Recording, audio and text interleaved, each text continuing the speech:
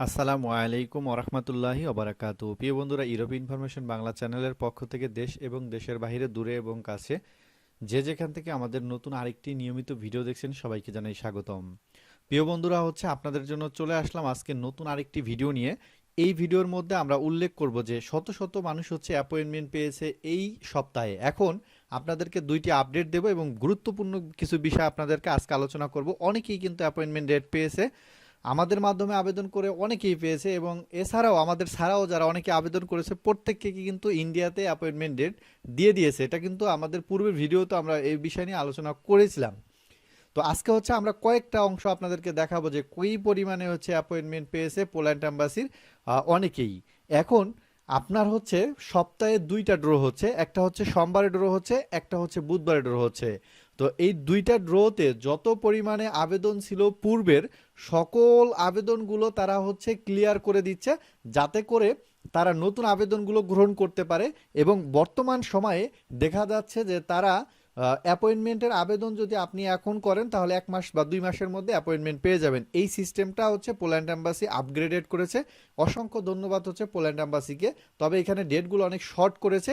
এই বিষয়ে আমরা আজকে আপনাদের সামনে আলোচনা করব। প্রিয় বন্ধুরা, আমরা সব ডেটগুলো আপনাদেরকে দেখাবো না, কয়েকটা ডেট আমি আপনাদের দেখাচ্ছি। শত শত ডেট আমার কাছে আছে যারা অ্যাপয়েন্টমেন্ট পেয়েছে।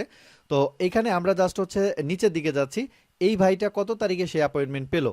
সে অ্যাপয়েন্টমেন্ট পেয়েছে, দেখেন আমাদের এই সোমবার এবং বুধবারে যে অ্যাপয়েন্টমেন্ট পেয়েছে 25/2/2026। তার মানে সে মাত্র 27 দিন সময় পেয়েছে।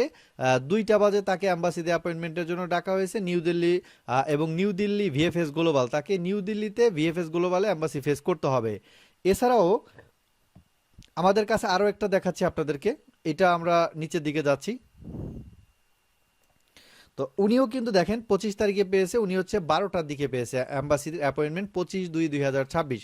এই একই দিনে যে ড্রগুলো হয়েছে এই ডেটগুলো একই সেম সেম ডেট দিয়েছে। এরপর আমরা আরও কিছু স্ক্রিনশট আপনাদেরকে দেখাচ্ছি। অসংখ্য মানুষের ডেট পেয়েছে আমরা যতটুকু দেখেছি। এইখানে দেখতে পাচ্ছেন যে এইখানে সে পেয়েছে 12/2/2026, এটাও নিউ দিল্লিতে পেয়েছে সে। তারপরে আমরা পরেরটায় চলে যাচ্ছি। পরের অ্যাপয়েন্টমেন্ট ডেটটা দেখতে পাচ্ছেন আপনারা যে এই এই ডেটটা কিন্তু 11/2/2026, মানে 11 তারিখে সে ডেট পেয়েছে ফেব্রুয়ারি মাসের। তারপরে আমরা আরও কিছু ডেট আপনাদেরকে দেখাচ্ছি। অনেক ডেট আছে আমাদের কাছে, সব দেখানো সম্ভব না। 25/2/2026, 2:30 তারপরে আরেকটা দেখাচ্ছি আপনাদেরকে অ্যাপয়েন্টমেন্ট ডেট। এটা 18/2/2026, 9:40। তো এই আমাদের কিছু ডেটের নমুনা আপনাদেরকে দেখালাম। এখন আমরা আপনাদেরকে সম্পূর্ণ ভিডিওটা আপনারা কন্টিনিউ করেন, এই বিষয়ে আমরা আজকে গুরুত্বপূর্ণ কিছু বিষয় আলোচনা করতে যাচ্ছি। আপনারা যারা এখন আবেদন করবেন পোল্যান্ড অ্যাম্বাসির অ্যাপয়েন্টমেন্টের জন্য, নতুন পারমিট পেয়েছে, তারা সামনে ডেট পেতে কত সময় লাগতে পারে। নিউ দিল্লিতে আপনার একটা ডিক্লারেশন আমরা পেয়েছি যতটুকু আমাদের জানা শর্তে, যে তারা আপনি নতুন আবেদন করলে 1 মাস থেকে 3 মাসের সময়ের মধ্যে আপনাদেরকে অ্যাপয়েন্টমেন্ট দিয়ে দিবে।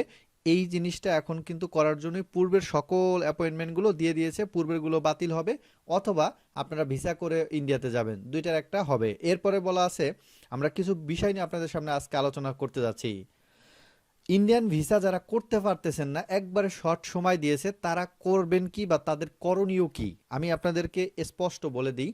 যে যারা এখন অ্যাপয়েন্টমেন্ট ডেট পেয়েছেন অনেক দীর্ঘ সময়ের পরে, এখন ইন্ডিয়ান ভিসা করতে পারতেছেন না, তারা নর্মালি আপনি জমা দেওয়ার জন্য চেষ্টা করবেন।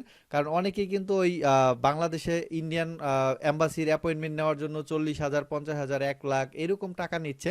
তো আপনারা এইভাবে অ্যাপয়েন্টমেন্ট নিয়ে ভিসা টাকা দিয়ে করতে অনেকেই পারবেন না আমার জানা শর্তে, কারণ বাংলাদেশের অবস্থা তেমন একটা ভালো না। তাদের জন্য আজকের এই বিষয়টা খুবই গুরুত্বপূর্ণ একটি বিষয়। কারণ আপনি কি করবেন, আপনি নর্মাল ডেট কিনে, ধরেন 5,000 বা 10,000 বা 15,000 টাকা দিয়ে ডেট কিনে আপনি নর্মালি জমা দিবেন। জমা দিলে আপনার যে অ্যাপয়েন্টমেন্টটা আছে এই অ্যাপয়েন্টমেন্ট দিয়ে আপনি জমা করবেন, দেন আপনার ভিসা নর্মালিতে এমনিতে হয়ে যাবে।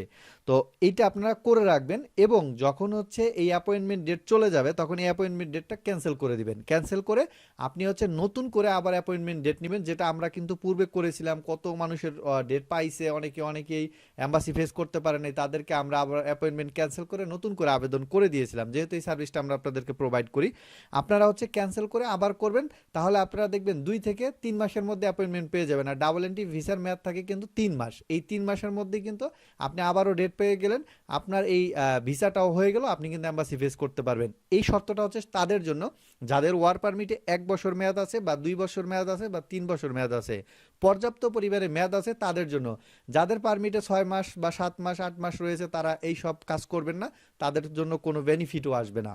তারপরে আসি অ্যাপয়েন্টমেন্ট রিশিডিউল করা যায় কিনা। যদি অ্যাপয়েন্টমেন্ট রিশিডিউল করা যেত তাহলে কিন্তু পোল্যান্ড এম্বাসিতে আবারও সেই একই চাপ কিন্তু আবারও হতো। এজন্য তারা এটাকে কি করেছে, রিশিডিউলের কোনো অপশন রাখেনি। কোনো ধরনের রিশিডিউল আপনি করতে পারবেন না এবং আগাতেও পারবেন না, পিছাতেও পারবেন না। হয়তো আপনাকে ক্যান্সেল করতে হবে, ক্যান্সেল করে নতুন করে করতে হবে, না হলে আর বিকল্প কোনো ওয়ে নাই, এই সময়ের মধ্যে আপনাকে এম্বাসি ফেস করতে হবে।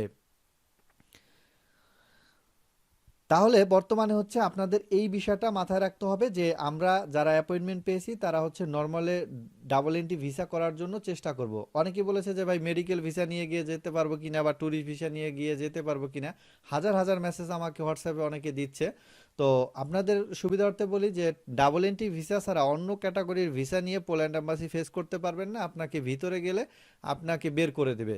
সো আপনার সকল টাকা পয়সা কিন্তু লস যাবে, কারণ ইন্স্যুরেন্স কিনতে হয়, রিজার্ভেশন টিকিট করতে হয়, সিভি, কভার লেটার, এইগুলো মিলিয়ে আবার হচ্ছে আপনার এন্ট্রি ভিসা করে গেলে এই টাকাগুলো কিন্তু সবই হচ্ছে আপনার বিফলে যাবে যদি ডাবল এন্ট্রি ভিসা না করে যান, ট্যুরিস্ট ভিসা বা বিজনেস ভিসা অথবা আপনার হচ্ছে মেডিকেল ভিসা নিয়ে পোল্যান্ড এম্বাসি ফেস করতে গেলে। এরপরে হচ্ছে বাংলাদেশে কি পোল্যান্ড এম্বাসি আছে কিনা। অনেকেই বলেছে যে ভাই বাংলাদেশে তো পোল্যান্ড এম্বাসি আছে গুলশানে, অনেকে অনেক অ্যাড্রেস আমাকে দিয়েছে। আমি আপনাদেরকে বলি, দেখেন আপনারা যারা বিভিন্ন মানুষের কাছ থেকে এগুলো শুনেন, তাহলে আপনি গুগলে একটা সার্চ করবেন Bangladesh Poland embassy in Bangladesh, বাংলাদেশের মধ্যে পোল্যান্ড এম্বাসি আছে কিনা। যদি থাকে তাহলে সার্চ করে ওইখান থেকে ইমেল নাম্বার নিয়ে আপনি ওদেরকে মেসেজ করবেন যে ডি ক্যাটাগরির ওয়ার্ক পারমিট ভিসা পোল্যান্ড এম্বাসির ফাইল প্রসেসিং কি বাংলাদেশে হয় কিনা। ওদেরকে মেল করলে আপনাকে সঠিকভাবে উত্তর দিয়ে দিবে। আপনার কারো কাছে যাওয়ারও প্রয়োজন নাই, আমার কাছেও জিজ্ঞেস করার প্রয়োজন নাই। আপনি হচ্ছে মেল করলেই পেয়ে যাবেন যে আসলে বাংলাদেশে পোল্যান্ড এম্বাসি আছে কিনা এবং তারা ফাইল প্রসেসিং করে কিনা ওয়ার্ক ক্যাটাগরির। আপনারা অনেকেই দালালের মুখ থেকে শুনবেন যে আপনাকে ওই দেশে জমা করিয়ে দেবে, বাংলাদেশে জমা করিয়ে দেবে, আপনার পাসপোর্ট নিয়ে গিয়ে সে করে দেবে। এইরকম কোনো ধরনের নিয়ম পোল্যান্ড অ্যাম্বাসিতে নেই, যেহেতু আমরা এ বিষয় নিয়ে আপনাদেরকে প্রচুর পরিমাণে ইনফরমেশন আমরা প্রোভাইড করে থাকি, যেহেতু আমি পোল্যান্ডে বর্তমানেও আছি এবং পোল্যান্ডে থাকাকালীন সময়ের মধ্যেই আমি আপনাদেরকে অনেক ইনফরমেশন দিয়ে থাকি। কারণ হচ্ছে যেন মানুষ প্রতারিত না হয়। যে সকল দালাল বলবে তাদেরকে বলবেন যে আপনার যদি অন্য দেশে জমা করতে পারেন তাহলে আমাকে একটা প্রুফ দেখান। অন্য দেশে কোনো জমা করার সিস্টেম নেই এবং অনেকে বলবে যে পাসপোর্ট নিয়ে গিয়ে আমি এম্বাসি ফেস করে আনবো, এরকম কোনো সিস্টেম পোল্যান্ড এম্বাসিতে নেই। আপনার ফাইল আপনাকে জমা দিতে হবে, আপনার ফাইল আপনাকে রিসিভ করতে হবে। যদি আপনি কারো কাছে দেন তাহলে সে ভিসা স্টাম্পিং করবে, জাল ভিসা স্টাম্পিং করে আপনাকে ধরিয়ে দিবে, আপনার কাছ থেকে টাকা নিয়ে যাবে। তো একবার যদি অন্য কারোর কাছে টাকা চলে যায় সেই টাকা কিন্তু আপনি আর উঠাতে পারবেন না।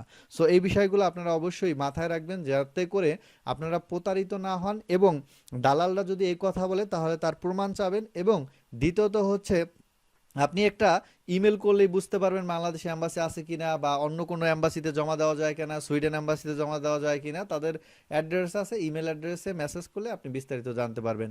আর বাংলাদেশে কোনো ধরনের কার্যক্রম নেই ওয়ার্ক পারমিটের পোল্যান্ড এম্বাসির, সকল কার্যক্রম হচ্ছে ইন্ডিয়াতে, নিউ দিল্লিতে হয়। তো আজকের এই ভিডিওটি আমি আশা করি অনেক ইনফরমেটিভ হয়েছে, অনেকের কিন্তু অনেক ইনফরমেশন পেয়েছেন। পরবর্তী ভিডিওর জন্য অপেক্ষা করুন, নতুন কোনো বিষয় নিয়ে দেখা হচ্ছে নতুন কোনো ভিডিওতে। আল্লাহ হাফেজ, আসসালামু আলাইকুম ওয়া রাহমাতুল্লাহি ওয়া বারাকাতুহু।